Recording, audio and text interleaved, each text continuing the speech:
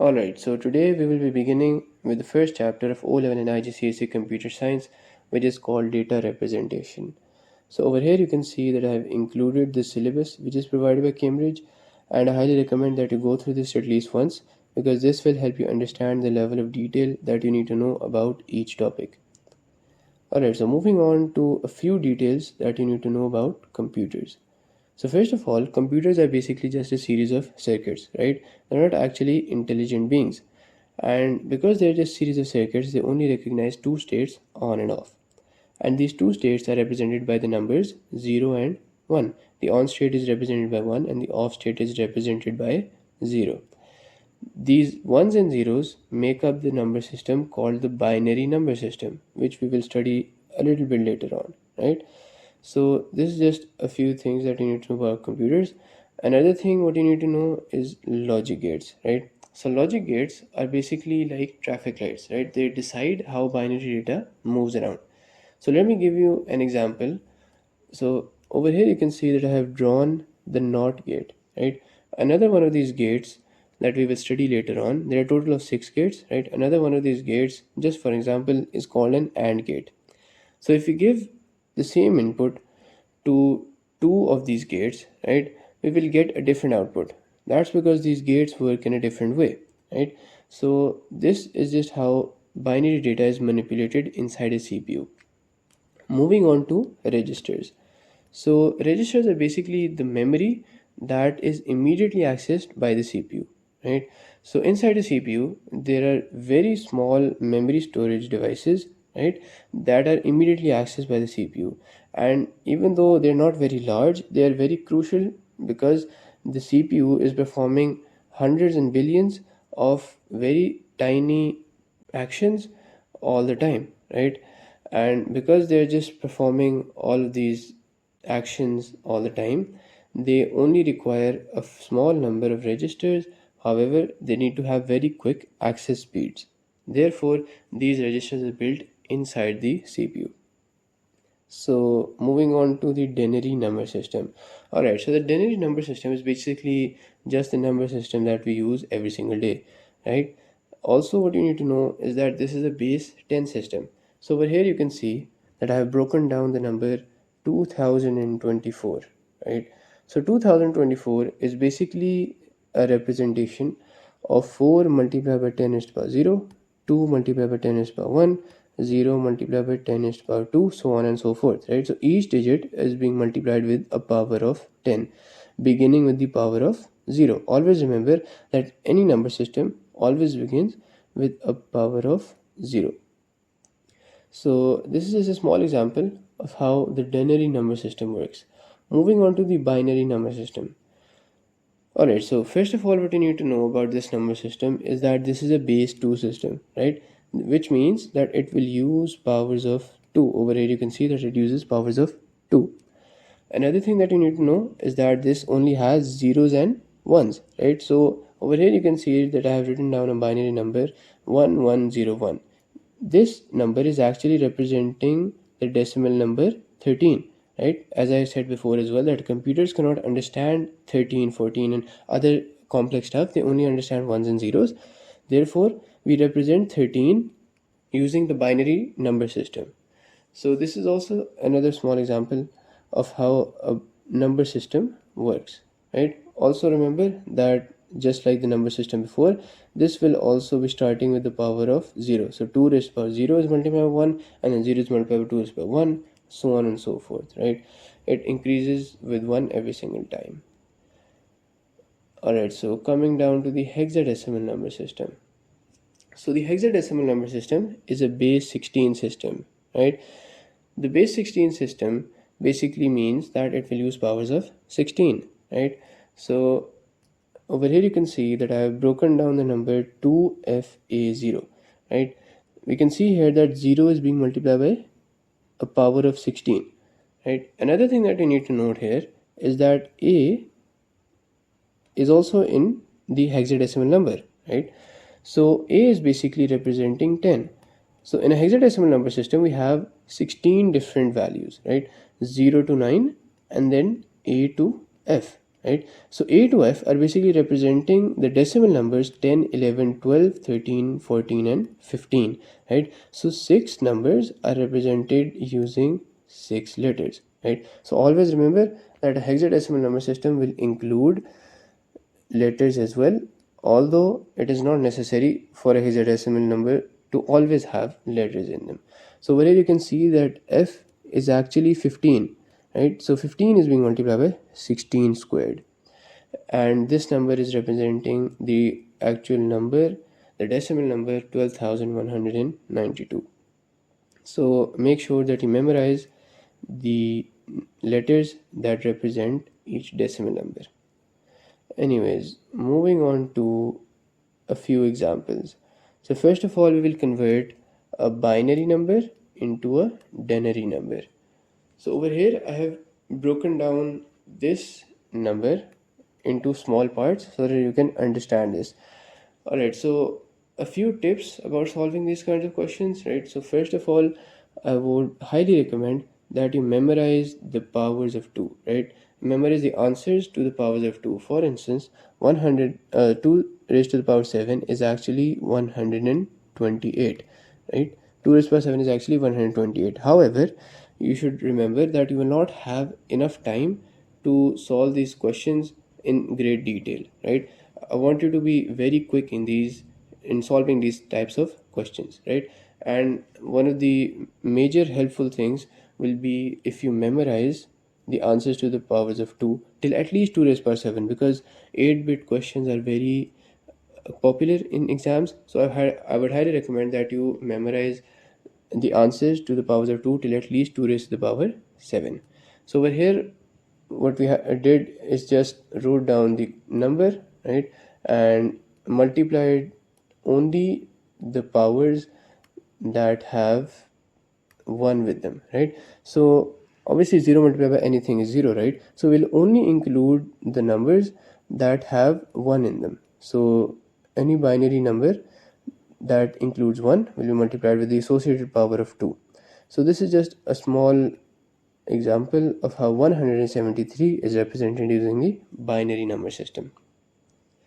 Anyways, moving on to a conversion of a denary number to a binary number. Alright, so just a few tips about how you can solve these types of questions. First of all, what you need to know is that you always have to think in powers of 2, right? Because the binary number system is actually just powers of 2, right? So all you have to do is make sure that if you have to make a certain denary number, you only have to include powers of 2, right? First tip. Secondly, you always have to include the number that is nearest to and lesser than the number that we have to convert. So I will just give you a small example over here. So let me just write down the powers of 2, right, so that I can show you how this tip works.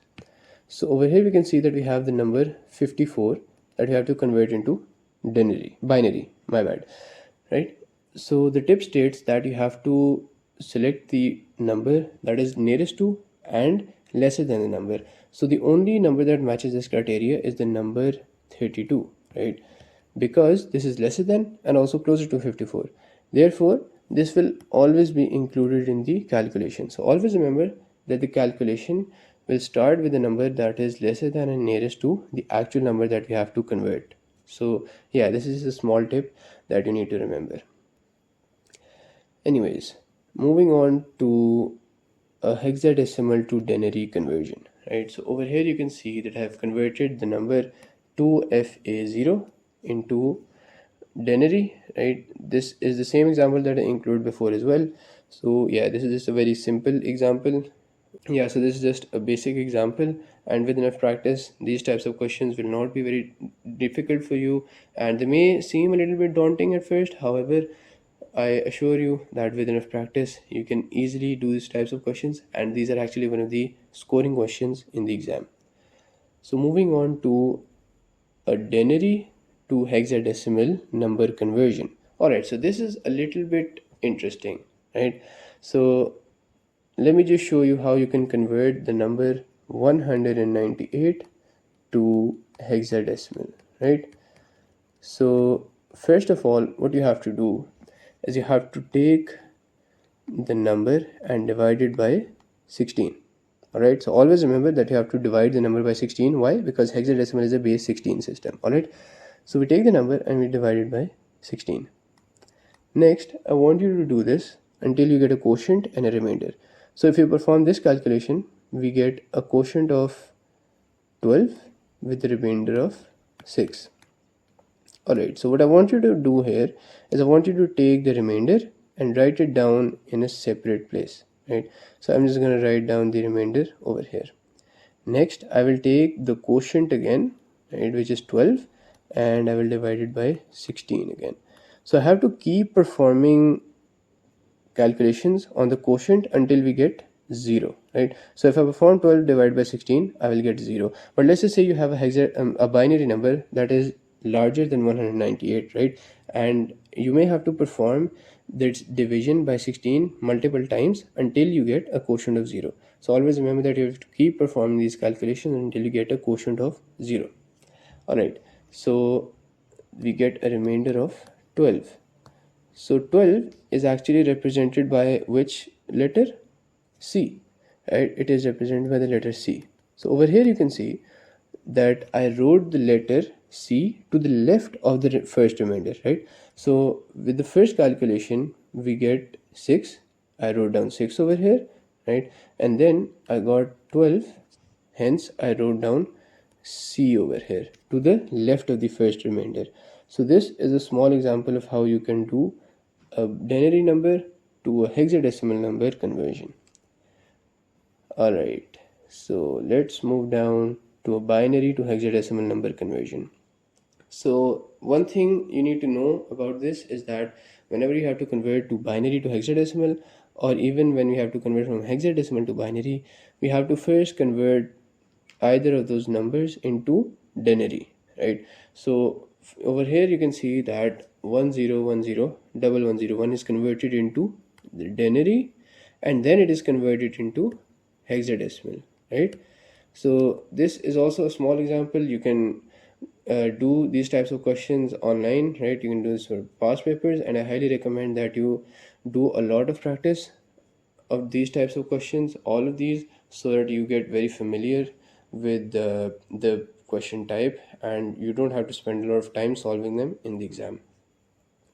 Alright, so that's pretty much it for the examples. Now we will move on to the reasons why we have to use a hexadecimal number system.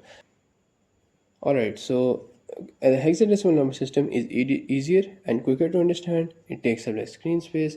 It is easier to debug and less likely to make a mistake. So make sure that you memorize these points because the examiner asks these types of questions. So yeah, make sure that you memorize these and understand these points as well. Alright, so uses of the hexadecimal number system. So hexadecimal is used wherever there are long binary numbers, right? So long binary numbers can be represented in hexadecimal form because they will be very short, right? A long binary number can be represented in a short way using hexadecimal. So this is the case for memory addresses, assembly language, representing color values, so on and so forth. Alright, so coming down to addition in binary. So this is also a very easy concept. You can see here that I have written down the basic rules of binary addition, right? 0 plus 0 is 0, 0 plus 1 is 1, 1 plus 0 is 1, and 1 plus 1 is 0, but with a carry of 1. So over here, I have included an example, but I will perform this for you again so we can understand the concept. Alright, let's perform this calculation. So over here you can see that the first thing we have to do is we have to add 1 to 1.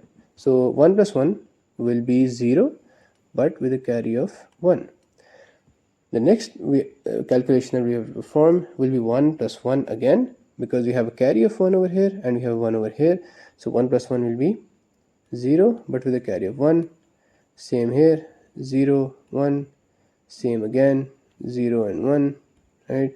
So this is a little bit interesting. So first of all, what we have to do is we have to add the carry to the 1 below it. So 1 plus 1 will be 0, but with a carry of 1. So let me just write down the carry over here. Next, we have a 0 from this calculation and we have 1 over here. So 0 plus 1 will be 1. So you can see here that 1 plus 1 plus 1 will be 1, but with a carry of 1, right? So over here we have 1 plus 1 again, so we will just write down 0 with the carry 1. Again we have 1 plus 1, which will be 0 with the carry 1, and then we have 1 again. So this will be how you perform a binary addition inside your exams, right? So moving on to a small concept called overflow. So over here you can see that we performed the addition of two 8-bit numbers and we got the answer in 8 bits as well. However, let's just suppose there is a scenario in which we get the answer in 9 bits, right? This is what is overflow, right? So overflow occurs when the result of an arithmetic operation exceeds the range that can be represented with a given number of bits, right? So let's just suppose there is a register which will actually store the answer to the calculation. It only supports 8 bits, right? But we get an answer that is of 9 bits. This will result in a loss of value, hence there will be an inaccurate representation which will cause an error, right? So there are multiple ways you can handle an overflow. However, we do not have to learn about them. So moving on to logical binary shifts. Alright, so this is a very simple concept, right? Let me just explain it to you in a very easy way, and then we will move on to more examples. So first of all, you have to perform a left shift. Alright, so let's just suppose we are given a binary number as we are given over here. So all you have to do is take each digit and move it to the left by one space, right? So this one will move over here, this one will move over here, and then so on and so forth until we remove this last one, right? So 0 will be deleted, the last value on the left will be deleted, right? Because there is nowhere else to store it, hence it will be deleted. Also, what you need to note here is that there will be an extra space over here, so we will add an additional 0. So whenever there's an extra space, we will just add a 0 over there. One thing you need to know about the left shift is that this will multiply the number by 2, right? So this number is actually the number 91, and when we perform a left shift we get the answer 182, right? So this number is 182 and the first number was 91. So this is how a left shift will basically result in a multiplication of 2. Alright, so moving on to this question, you can see here that I have performed a right shift, right? So a right shift will do almost exactly the same thing as a left shift. However, this will take the digits and move it one space to the right. We will do this until the last digit on the right, which is 1 over here, will get eliminated, and there will be an additional space over here. Just like before, we will add a 0 over here, right? And because the left shift was multiplying the number by 2, this will actually divide the number by 2. However, it will ignore the remainder. For instance, over here you can see that the first number was 91, and when we performed the right shift we got the answer 45, right? So over here you can see that we got the answer but it did not have the remainder. So that is how you perform logical binary shifts. Moving on to 2's complement integers. Alright, so this is very easy to understand as well. First of all, what you need to know is that this is just like regular binary with just one different thing, right? So the leftmost bit will always be the sign bit, right? So this is the only thing that is different in 2's complement integers. So you can see here that 64, 32, 16, 8, 4, 2 and 1 are written in the same way. However, the leftmost bit has a negative sign with it, right? So let's just suppose that there's another value that is of 4 bits, right? So in this case we will have a negative 8 with 4, 2, 1, right? So any 2's complement integer will always have the leftmost bit as the sign bit. So this is a way how we can represent negative numbers in binary. You can see that I've written down the range over here as well, right? So the range of 8-bit integer will be from negative 127, positive 127. Obviously this can be increased if you use numbers that have more bits in them. Alright, so another thing that you need to know about 2's complement integers is that if you have to represent a positive denary number, right, it will be the same as regular binary. Alright, so if you have to perform a denary to 2's complement integer conversion, it will be the same as a regular binary. However, If you have to convert a negative number into 8-bit 2's complement integer, it will be a little bit more interesting, right? So over here, what you have to do first of all is that you have to take the number and you have to remove the sign, and you have to convert the positive number into binary, which will be 10111. All right, so this is the first step. So when you have performed the first step, you will move on to the second step, which is to ensure that it fits into 8 bits, right? So over here the examiner asked us to make the answer 8 bits, so we will make the answer 8 bits, right? Next, what we have to do is we have to invert the bits, right? So by inverting, we mean that we have to convert all the zeros into ones, and we have to convert all the ones into zeros. And this is what I did over here. Next, which is the last step, we have to add 1, which will give us the final answer, right? Over here, you can see that the final answer is 11101,001, which is the representation of negative 23 in 2's complement integer. So yeah, this is just a simple way that you can convert a negative number into 2's complement integer.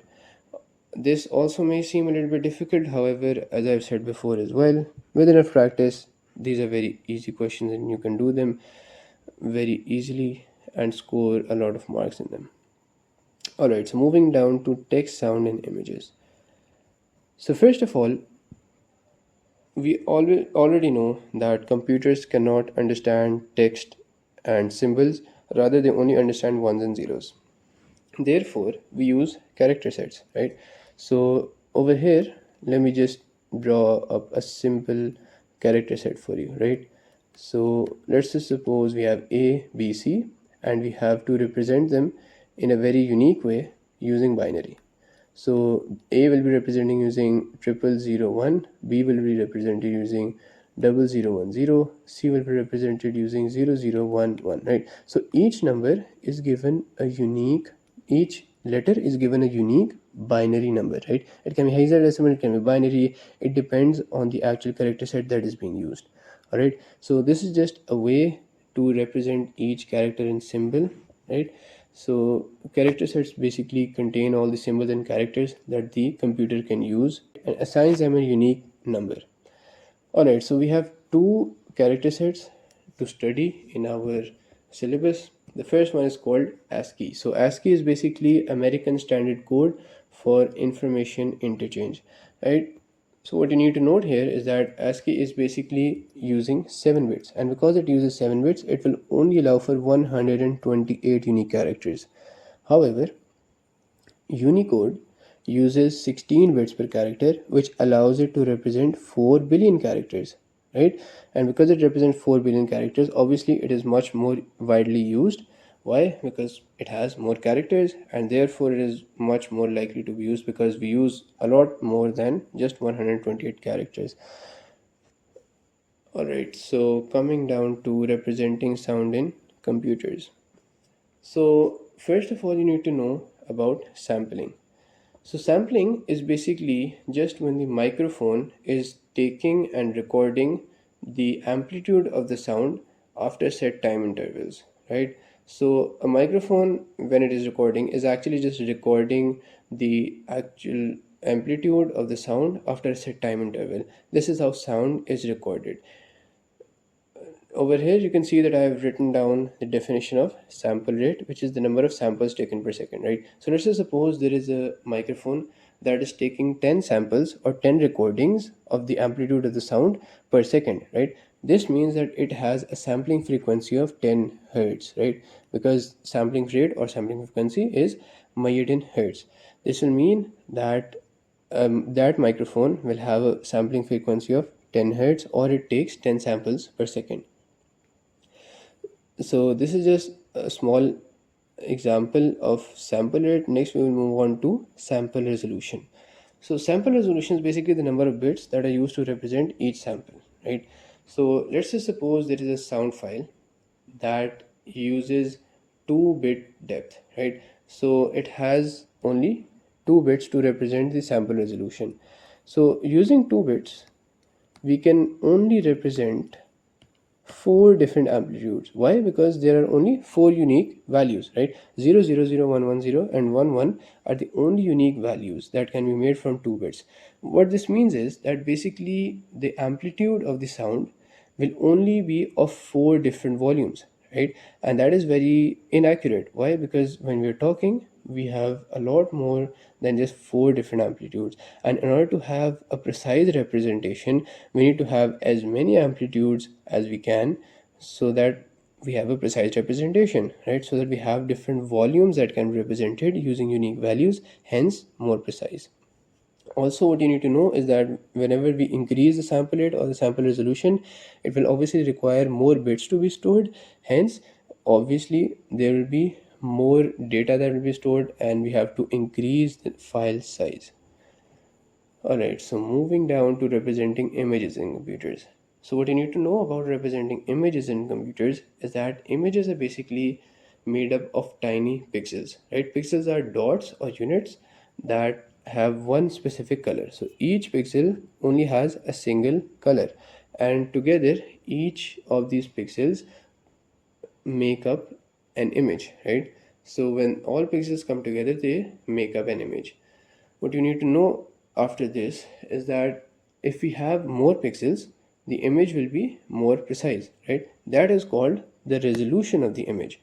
So let's say suppose you have a laptop that is 1920 by 1080 pixels, right? This will mean that it has 1080 pixels in height and 1920 pixels in width, right? So this will basically mean that if, let's say suppose there's another laptop that has a resolution of 2000 by 4000 pixels, right? This will mean that it will represent the same image but with higher quality, with higher accuracy. Why? Because it will have more pixels, hence it will actually make the image sharper. Another thing you need to know is color depth, right? So color depth is basically the number of bits that are used to represent the color of each pixel. All right, so let's say suppose we have a color depth of 2 bits, right? So 2 bits, as I said before as well, can only produce 4 unique combinations, right? This will mean that if that image has only a 4-bit color depth, right, it will only have 4 colors. All right, so in order to have an image that will have more colors, we will increase the color depth. All right, for instance, an 8-bit color depth will represent 256 colors, as you can see over here. Another thing which is the same as sound, if we increase resolution and color depth, it will increase the file size because we will have to store more bits. Anyways, moving on to data storage and compression. So over here you can see that I've written down the units of data storage. Alright, so first of all, I've already told you what a bit is, right? So a single 0 or a single 1 is basically 1 bit. We haven't talked about nibble. So a nibble is basically just a group of 4 bits, and a byte is basically just a group of 8 bits. Also, you can see that I have made a table over here which represents the different symbols and the units that we use. So you can see that I have included 2 different tables, right? So a kilobyte is basically representing 1024 bytes, whereas a kilobyte is representing 1000 bytes, right? And this carries on to other units as well.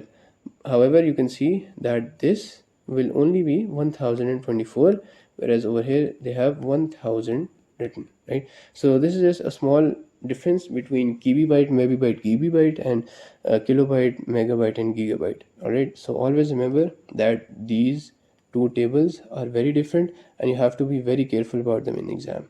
All right, so moving on to an actual example. So first of all, an image is stored on a computer. The image is 16-bit color and is 100 pixels high and 150 pixels wide. Calculate the file size of the image in bytes. Alright, so first of all, what we have to do is we have to find the number of pixels, right? So we can do that by simply multiplying 100 by 150, which will give us the total number of pixels. Next, we need to know how much each pixel will need to store a value. Next, we need to know how many bits each pixel will need. So we will just multiply 16, which is the color depth, by the number of pixels, and this will give us the total storage that we need. Alright. However, that answer will be in bits, right? But the examiner has asked us to give the answer in bytes. So what we have to do here is that we have to divide this number by 8 so that we get the answer in bytes. So when we divide that number with 8, we get the answer 30,000. Alright. So be very careful of what you actually get the answer in and what the examiner has asked you to give the answer in. Alright, the unit that the examiner has asked you to give the answer in. We have another example here which states that a sound file has 40 kilohertz sample rate, 8-bit resolution, has 30 seconds long.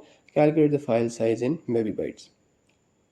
Alright, so 40 kilohertz sample rate means that there are 40,000 samples that are being taken each second, and 40,000 samples are taken each second for 30 seconds, right? Because it is 30 seconds long. Therefore, when you multiply 40,000 by 30, we will get the total number of samples. Also, each sample will need 8 bits, right? So multiply 8 with the total number of samples and we get the total storage that is needed to store the sound file. However, that is not the final answer because the examiner has asked us to give the answer in megabytes. Therefore, we have to convert the bits into megabytes. So first of all, in order to convert the bits into bytes, we will just simply divide it by 8. Next, what we have to do is we have to divide it by 1024 times 1024. Why? Let me show you. So over here, we can see that 1 kilobyte or kilobyte is actually 1024 bytes, right? But we have to convert it into megabytes. So we have to convert those kilobytes into megabytes again by dividing them by 1024. So we are basically dividing the total number of bits by 8 to convert them into bytes, and then we divide them by 1024 and then divide it by 1024 again to get the answer in megabytes. So this is just a small example of how you can actually solve these types of questions. Moving on to data compression. Alright, so this is the last topic that we have to study today. So data compression is basically a technique that we use to reduce the size of files and data, right? Alright, so one of the reasons why we compress data is so that we can use the space more efficiently, right? So when we compress a file, we actually leave more disk space that we can use to store other files, right? And one of the reasons can be to transfer a file quickly, right? So let's just suppose we have a file that is of 1 gigabit, right? And we have a file that is of 2 gigabits. Obviously, the one that is of 1 gigabit will transfer relatively quickly, right? So we compress that 2 gigabit file into 1 gigabit and then we transfer it so that it goes more quickly. Anyways, we have two types of compression techniques.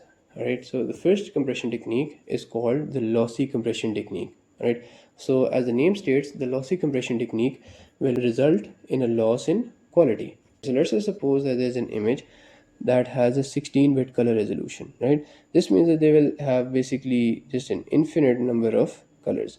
However, that is not really necessary, right? So if we lower the resolution or the number of colors down to just 8 bits, right? We lower the color depth down to 8 bits, which will still represent 256 colors, right? Even though it will reduce the quality, it will be more than enough, right? And we don't need 16-bit color depth. So that will save us file size and also will not really destroy the image, right? However, if you perform it on a file that is already very compressed, it will result in a huge loss of quality and will really distort the image or whatever type of file it is. And lossy compression will, not be the ideal type of compression technique that we should use for files that are already very small and compressed and have very low color depth, etc., right?